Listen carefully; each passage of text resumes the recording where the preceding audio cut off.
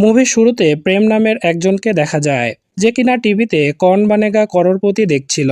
সে KBC খুব পছন্দ করে এবং প্রতিদিন রাত 8টায় সে কেবিসি দেখে। কিছুক্ষণ পরই প্রেমের বউ তাকে ফোন করে। বোঝা যায় প্রেম দিল্লিতে থাকে আর তার পুরো পরিবার থাকে গ্রামে। প্রেমের পরিবারে তার বউ আর 6 বছরের একটা মেয়ে আছে এবং তার বউ প্রেগনেন্ট। এ কারণে প্রেম প্রতিদিনই তার বউকে ফোন করে খোঁজখবর নেয়। ফোন রাখার পরই প্রেমের আসল চেহারা বেরিয়ে আসে। সে দ্রুত ছাদে যায়। সেখানে সে একটা স্কুল গার্লকে আটকে রেখেছিল। প্রেম মেয়েটাকে কেটে টুকরো টুকরো করে ফেলে। এরপর আমরা সাব ইন্সপেক্টর রামচরণ পাণ্ডেকে দেখতে পাই। তার ফ্যামিলিতেও তার বউ আর এক মেয়ে আছে। মেয়েকে সে খুব ভালোবাসে। সে প্রতিদিন তার মেয়েকে স্কুলে পৌঁছে দিয়ে তারপর পুলিশ স্টেশনে যায়। এ সময় থানার বোর্ডে অনেকগুলো মিসিং পোস্টার দেখা যায়। বোঝা যায় এই এলাকায় অনেক বাচ্চা হারিয়ে গেছে আর তাদেরকে পুলিশ এখনো খুঁজে পায়নি। পুলিশ বলে এত বাচ্চা কখনো হারিয়ে যেতে পারে না, নিশ্চয়ই তারা নিজ ইচ্ছায় কোথাও চলে গেছে। থানায় একজন লোককে দেখা যায় যে কমপ্লেন করে যে তার মেয়ে কিছুদিন আগে হারিয়ে গেছে, কিন্তু বরাবরের মতোই এসআই পাণ্ডে এই কেস তদন্ত করতে চায় না, কারণ সে মিসিং হওয়া কেসকে বেশি গুরুত্ব দেয় না। এরপর সেই বাবা থানার বোর্ডের উপর তার মেয়ের ছবি লাগিয়ে চলে যায়। স্ক্রিন শিফট হয়। কিছু পোলাপান ক্রিকেট খেলছিল। তখন বল একটা নালায় গিয়ে পড়ে। আলী নামের একটা ছেলে যখন বল আনতে যায় তখন সে সেখানে একটা হাত দেখতে পায়, যেটা অনেকটাই হাড় কঙ্কাল হয়ে গেছে। তারপর আলী পুলিশকে খবর দেয়। পুলিশ আসে। পুলিশ এসে প্রথমে বলে এটা বানরের হাত হবে, কিন্তু এসআই পাণ্ডে বলে এই নালাটা অনেক দূর থেকে এইদিকে আসছে, তাই এই হাত এই এলাকার হতে পারে না, কারণ এখানে তো কেউ হাত গায়েব হওয়ার কোনো অভিযোগ দায়ের করে নাই। পাণ্ডে আলীকে 100 রুপি বকশিশ দেয়। প্রেম দূর থেকে এই দৃশ্য দেখছিল আর হাসছিল। এরপর রাতের বেলা আলী বাইরে বের হয় ডিম কেনার জন্য। তখন রাস্তায় তার সাথে প্রেমের দেখা হয়। প্রেম আলীকে কিছু চকলেট দেয় এবং তাকে কিডন্যাপ করে তার বাসায় নিয়ে যায়।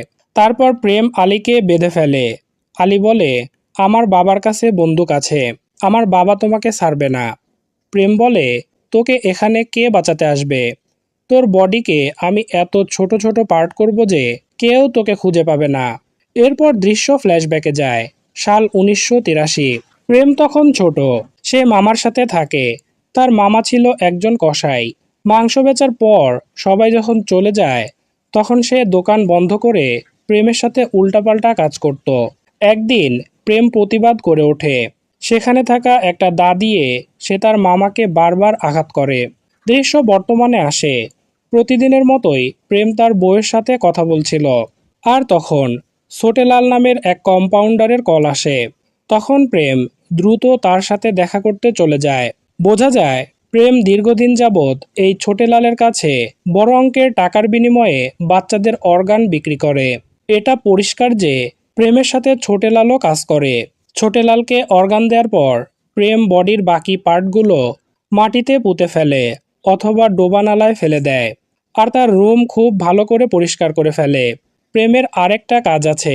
সে বাস্যি নামের একজন বড়লোকের বাসায় চাকরের কাজ করে, কিন্তু বাস্যি খুব একটা বাসায় থাকে না। সে বেশিরভাগ সময় বাইরেই থাকে।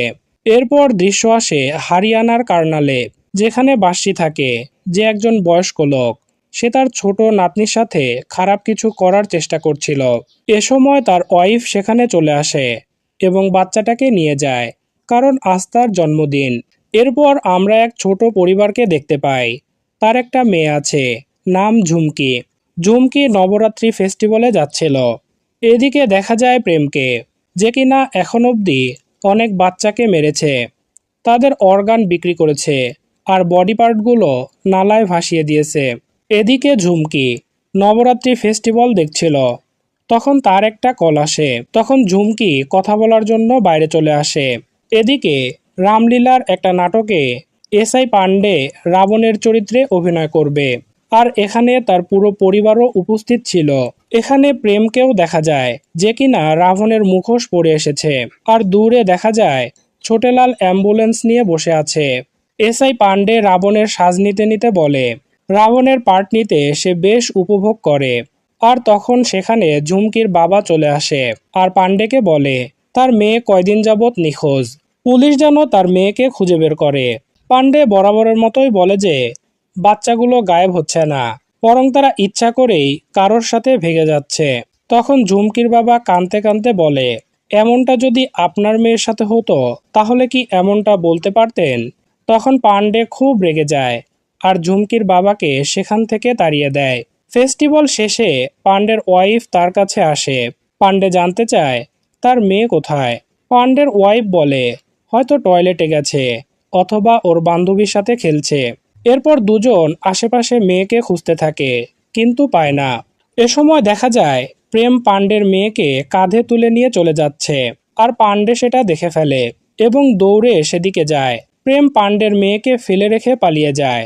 পান্ডে দেখতে পায় তার মেয়ে বেহুশ হয়ে পড়ে আছে, আর সেখানেই ছোটেলাল অ্যাম্বুলেন্স নিয়ে বসেছিল। সে দৌড়ে আসে পান্ডেকে সাহায্য করতে। তখন পান্ডে মেয়েকে রেখে প্রেমকে ধরার জন্য পিছু নেয়। সে প্রেমকে প্রায় ধরেই ফেলেছিল, কিন্তু একটা আঘাত লেগে পান্ডে মাটিতে পড়ে যায় আর প্রেম পালিয়ে যায়। প্রেম বাসায় আসে আর আলমারি থেকে সাদা কভারের একটা সিডি বের করে আর তার ওয়াইফকে কল দেয়। এদিকে এসআই পান্ডে তাড়াতাড়ি হসপিটালে চলে আসে এবং দেখে তার মেয়ে ভালো আছে। তার ওয়াইফ বলে যে তুমি তাকে খুঁজে বের করবা না, সে আমাদের মেয়েকে নিয়ে যাওয়ার চেষ্টা করছিল। তখন এসআই পান্ডের অনুশোচনা হয়, আজ অবধি কত বাচ্চা হারিয়ে গেছে, কিন্তু সে গুরুত্ব দেয় নাই। আজ যদি তার মেয়ে হারিয়ে যেত তাহলে সে কি করত? এবার সে দায়িত্বের সাথে সব কেস ফলো করতে থাকে। পরদিন সে ঝুমকির বাবাকে ডেকে আনে। ঝুমকির বাবা বলে ঝুমকি যেদিন গায়েব হলো সেদিন সে বাশিরের বাসার সামনে থেকে হারিয়ে যায়। এসআই পান্ডে বাশিরের বাসায় যায় এবং সেখানে প্রেমকে দেখা যায়, আর বাসিও সেদিন বাসাই ছিল। পান্ডে বাসিকে ঝুমকির ব্যাপারে জিজ্ঞাসাবাদ করে। বাসি বলে যে যেদিন ঝুমকি গায়েব হলো সেদিন সে এই বাসাই ছিল না, তার কাজের লোক সবকিছু বলতে পারবে। এ সময় সেখানে ঝুমকির বাবা চলে আসে আর বাসিকে উদ্দেশ্য করে উল্টাপাল্টা গালি দিতে থাকে। এরপর যখন বাসি বলা শুরু করে তখন ঝুমকির বাবা চুপ হয়ে যায়। বাসি বলে ঝুমকি একটা প্রস্টিটিউট ছিল এবং তার বাবাই তাকে দিয়ে এই কাজ করাতো। ঝুমকি তার কাছে আসতো, তারা মজা করত, কিন্তু তাই বলে সে তাকে গায়েব করে নাই। পান্ডে খুব রেগে যায় আর ঝুমকির বাপকে মেরে তাড়িয়ে দেয়। এরপর পান্ডের কাছে ডিজিপি কল করে এবং বলে যে বাশিরের উপর তদন্ত করার কোনো দরকার নাই। আজকের পর তুমি কখনো বাশিরের বাসায় যাবা না। পান্ডে যখন বাইরে আসে তখন প্রেম তাকে বলে আপনার তো একটা মেয়ে আছে তাই না? পান্ডে বলে তাতে তোর কি? প্রেম বলে আমারও 6 বছর বয়সী একটা মেয়ে আছে, গ্রামে থাকে। ওর খুব ভয় লাগে কারণ এই সময়টা খুব খারাপ যাচ্ছে। এরপর পান্ডে থানায় পৌঁছে দেখে ডিজিপি তার জন্য অপেক্ষা করছে।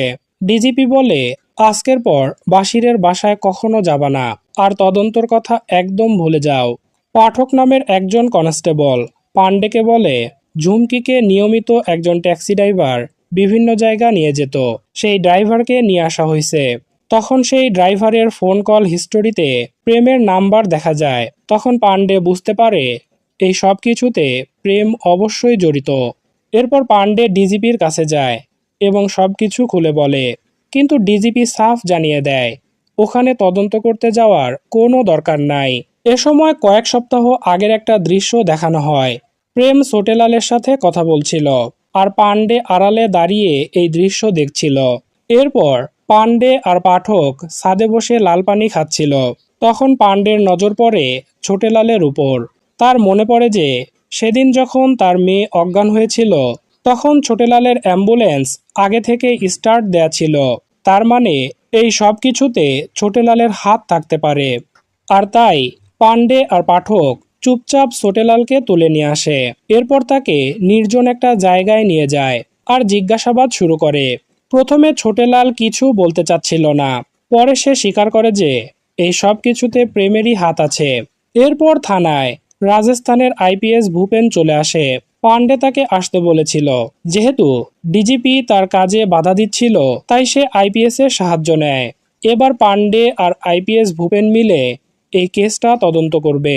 ডিজিপি বাসিকে কল করে সব কিছু বলে দেয়। ডিজিপি এটাও জানতো যে পান্ডে ছোটেলালকে ধরে কোথাও লুকিয়ে রেখেছে। বাসি তার পালিত কিছু লোকাল গোন্ডাকে কল দেয় পান্ডে আর ভূপেন সেখানে পৌঁছানোর আগেই বাঁশির লোকজন ছোটেলালকে সেখান থেকে নিয়ে যায়। পান্ডে সেখানে পৌঁছে ছোটেলালকে দেখতে না পেয়ে পাঠককে জিজ্ঞাসা করে। পাঠক বলে সে খাবার খেতে গেছিল, এ সময় হয়তো বাঁশিরের লোকজন এসে তাকে নিয়ে গেছে। পান্ডে রেগে যায় আর পাঠককে মারতে থাকে।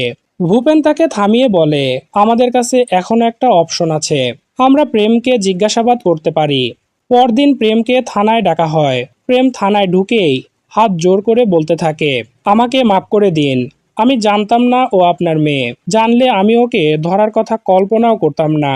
পান্ডের জিজ্ঞাসাবাদের আগে প্রেম একটা বিষয় ক্লিয়ার করে নেয়, তাকে জিজ্ঞাসাবাদ করার জন্য পান্ডে 30 মিনিট সময় পাবে, কারণ অলরেডি 7:30 বাজে। 8টার সময় সে কেবিসি দেখবে। পান্ডে জানতে চায় ঝুমকি কোথায়। প্রেম বলে, ও গায়েব হয় নাই, আমি ওকে মেরে দিছি। ঝুমকিকে আমি পছন্দ করতাম, কিন্তু ও আমাকে পাত্তা দিত না, কারণ আমি বাঁশিরের বাসার চাকর ছিলাম। ঝুমকি তো বাঁশিরের কাছে যাওয়া আসা করতোই, তো একদিন যখন বাঁশি বাসায় ছিল না তখন আমি ওকে কল দিয়ে আসতে বলি। ঝুমকি আসার পর আমি ওকে অনেক টাকা দেই, কিন্তু ও টাকাগুলো আমার মুখে ছুঁড়ে মারে আর আমাকে চাকর বলে গালাগাল দেয়, যেটা আমার ভালো লাগে না, আর তাই আমি ওকে মেরে দেই। পান্ডে বলে, মারার পর তুই ওর অর্গান বেচে দিস। প্রেম বলে যে না, আমি তো ওকে ভালোবাসতাম, আমি ওর অর্গান কিভাবে বেচতে পারি, ও বাদে বাকি সবার অর্গানই বেচে দিছি। প্রেম তার পুরো প্রসেসিংটা বলে। সে প্রথমে একটা বাচ্চাকে তুলে নিয়ে আসে, তারপর তাকে মারার পর অর্গানগুলো নিয়ে বডির পার্টগুলো পুঁতে ফেলে অথবা নালায় ভাসিয়ে দেয়। আর এটার শুরু হয় প্রেমের মামাকে দিয়ে। মামাকে মেরে সেদিন তার মাংস ছোট ছোট পিস করে খেয়ে নেয়। এরপর থেকে মানুষের মাংসর প্রতি প্রেমের একটা নেশা তৈরি হয়। 2-4 মাস মাংস না খেলে প্রেমের ভালো লাগতো না। তারপর থেকে নিয়মিত এ কাজ করে আসছে। প্রেম জানায় এলাকায় যত বাচ্চা হারাইছে সবগুলো সেই গায়েব করছে। এমনকি পান্ডে যে আলীকে 100 টাকা দিছিল তাকেও সে মারছে। পান্ডে প্রেমকে এক থাপ্পড় দিয়ে বলে, এসব করতে তার কি একটুও মায়া লাগে না? প্রেম বলে, সে যাদেরকে মারছে তাদের কারো লাইফই ভালো ছিল না, তারা বেঁচে থেকে কি করত? প্রেমের মতোই কারো বাসার চাকর হতো। তার চেয়ে ভালো ওই বাচ্চাগুলোকে সে মুক্তি দিছে, আর তাদের অর্গান দিয়ে বড়লোকদের উপকার হয়েছে। পান্ডে জানতে চায় এইসবের সাথে বাঁশি জড়িত কিনা। এ প্রশ্নের জবাবে প্রেম কিছুই বলতে চায় না। প্রেমকে জেলে আটকানো হয়। এদিকে টিভিতে কেবিসি শো শুরু হয়ে গেছে। প্রেম সেটা দেখতে না পেরে ভীষণ ছটফট শুরু করে। পান্ডে প্রেমকে বের করে আর তাকে নিয়ে চলে যায় যেখানে সে এতদিন বাচ্চাদের মরদেহ পুঁতে রাখত। পুলিশ মাটি খুঁড়ে কিছুই পাচ্ছিল না। তখন প্রেম নিজেই কোদাল হাতে নেয় আর একের পর এক হাড় কঙ্কাল বের করতে থাকে। সন্তান হারানো সব মা বাবা তখন আহাজারি শুরু করে। এই মামলায় সন্দেহজনকভাবে বাঁশিকে গ্রেপ্তার করা হয় আর সঠিক তদন্তের জন্য একটা কমিটি করা হয়, যার প্রধান ছিল ডিজিপি রাস্তগীর। আমরা তো আগেই জেনেছি যে ডিজিপি বাঁশিরেরই লোক, তাই কোনো জিজ্ঞাসাবাদ ছাড়াই ডিজিপি প্রতিবেদন দেয় যে বাঁশি সম্পূর্ণ নির্দোষ।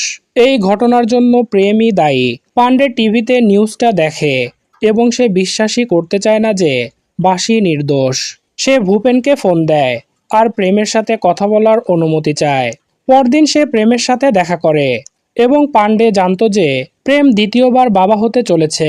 পান্ডে জিজ্ঞেস করে, তুমি তোমার পরিবারের দেখাশোনা কিভাবে করো? প্রেম বলে যে ছোটেলাল কম্পাউন্ডার আছে না, ও ঠিক সময় মতো আমার পরিবারের কাছে টাকা পাঠায়। তখন পান্ডে বলে, বাঁশিরের লোকজন ছোটেলালকে মেরে ফেলেছে আর তাকে মারার দায় তোমার উপর দিয়ে দিছে, এখন তুমি একাই জেলে যাবা। এটা শুনে প্রেম রেগে যায় আর পান্ডেকে সব বলে দেয়, যেটা একটু পর জানা যাবে। এরপর পান্ডে প্রেমের গ্রামের বাড়ির উদ্দেশ্যে রওনা দেয়।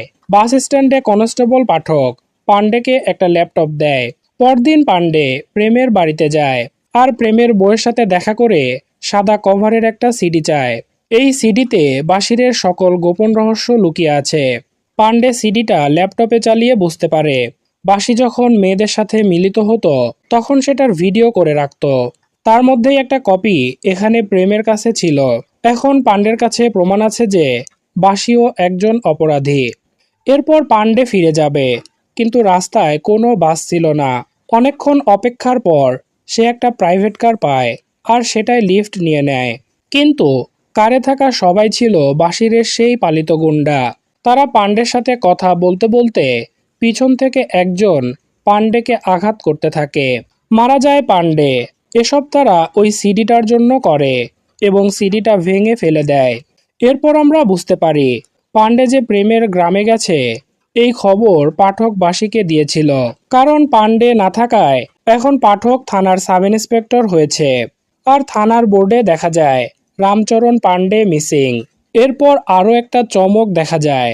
পান্ডের থানার এক কনস্টেবলের কাছে কেউ একজন একটা সিডি পাঠায়, যে সিডিতে হয়তো আরও রহস্য লুকিয়ে আছে। মুভিটা এখানেই শেষ হয়। এমন দারুণ সব মুভি ওয়েব সিরিজের গল্প সবার আগে পেতে চ্যানেলটি সাবস্ক্রাইব করবেন। আজ বিদায় নিচ্ছি। আল্লাহ হাফেজ।